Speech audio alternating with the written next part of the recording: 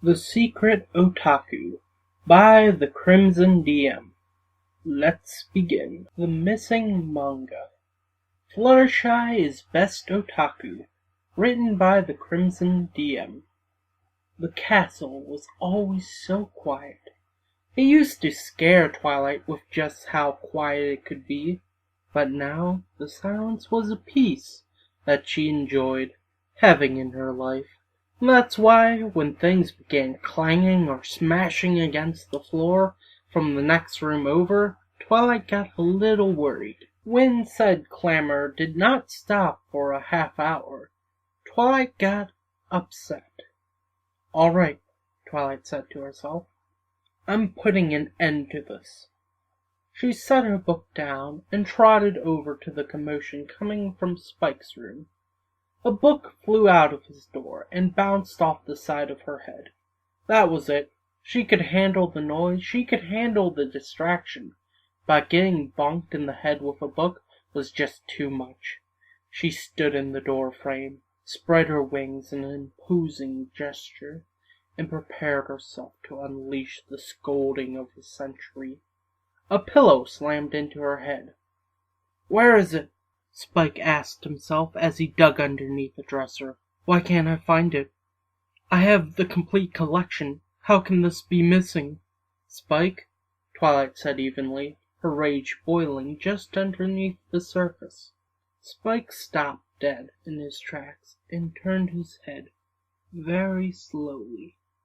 Twilight stared at him angrily from underneath the pillow impaled on her horn. He smiled nervously. "Yes, Twilight?" "Why are you being so loud?" Twilight asked. "I lost one of my books." "Oh, and would you say that is a good enough reason for throwing things about and making a mess?" Twilight asked. Spike began, but was interrupted by Twilight. "No, the answer is no. You have been making a ruckus for the past half hour, and it's been so distracting that I can't even read.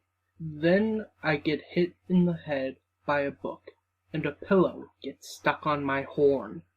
With a mighty toss of her head, Twilight threw up the pillow and blasted it with magic. Its smoldering ashes hit the floor. For nearly a minute she stood there, breathing heavily, as Spike stared at her in terror.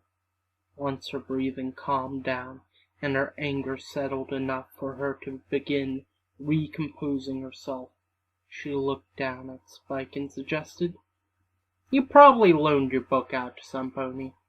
Spike looked at the pillow's dusted remains and gulped. "You're right. I think I let some pony borrow it. Just go get it." He quickly ran past Twilight and down the hall.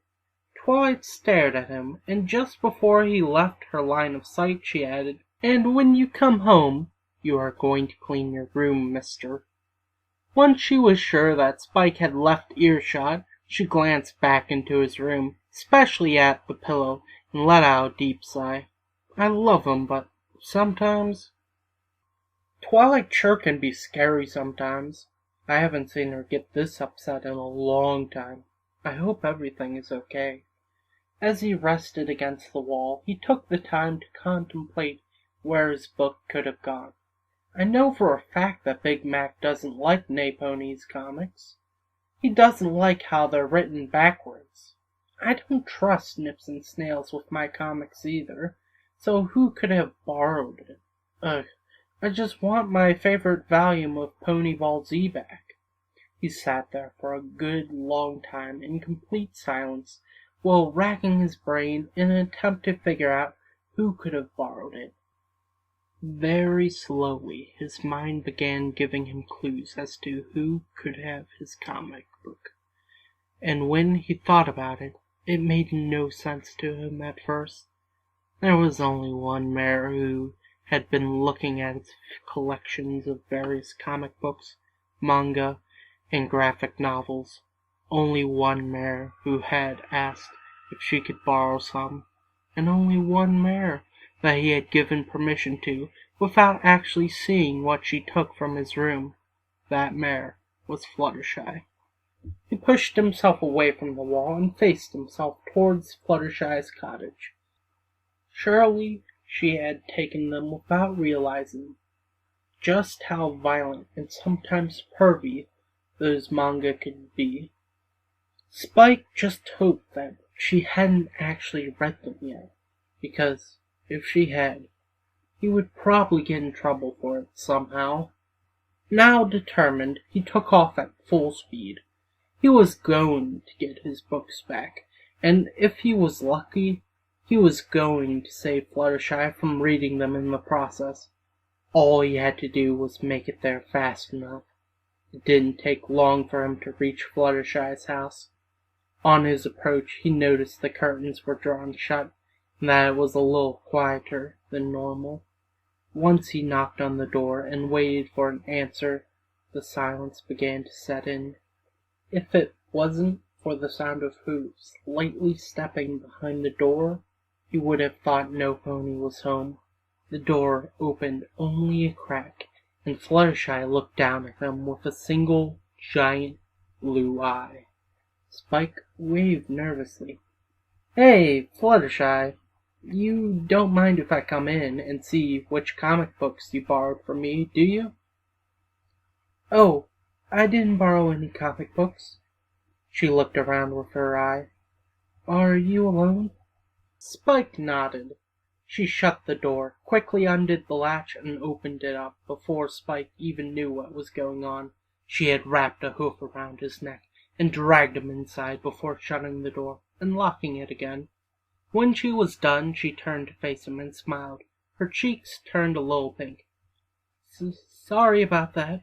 I just don't want any pony to know what I was doing," she explained. Spike replied. "Okay, you want to see the manga that I borrowed this morning?" Fluttershy asked. At Spike's nod, she led him over to the couch and sat down. On the table, Spike saw at least 5 volumes of Pony Ball Z lying on the table. The one with Pony wearing the orange gi and the spiky blonde mane informed Spike that he had found his missing manga. "So, you haven't read these yet, have you?" Spike asked nervously. "Oh my, yes!